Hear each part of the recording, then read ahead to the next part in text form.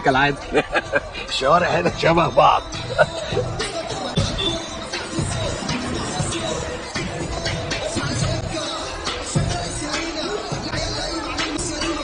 يا بابا من قدام الوحدة، امشي يا عم من قدام الوحدة. ايه ده؟ يلا يا عم من قدام. ايه ده؟ ايه؟ امشي يا بابا. بتعملوا ايه هنا؟ اللي جاب الحاجات دي هنا؟ ما اعرفش. يعني الكلام ده أول مرة يحصل؟ اول مرة اشوف. بتبيع ايه يا سكة قدام باب الوحدة؟ بتبيع ايه؟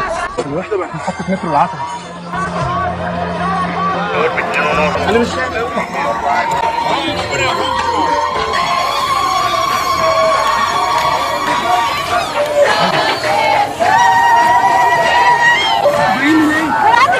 فين الكوافير ده؟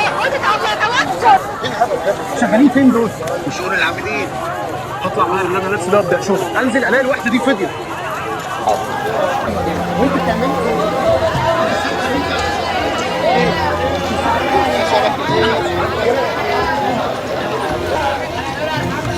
كده كتير. سبتوكم تفطروا ايه؟ تقلبوا لي سوق يا حلميه. انا اسفه يا دكتور، لازم اطلع بره. مشوار بره. اطلع بره يا حلميه. اطلع بره. ايه ده؟ ايه ده؟ هو انت اللي امشي يا سيدي، امشي. يا عم انت بتعمل ايه؟ قوم من هنا عشان اقسم بالله هجيب لك البلديه. طب اقسم بالله لو ما قمت هولع لك ام الفرشه دي. يا عم مش هلعب. طب عشان ربنا يوسع عليك كمان وكمان.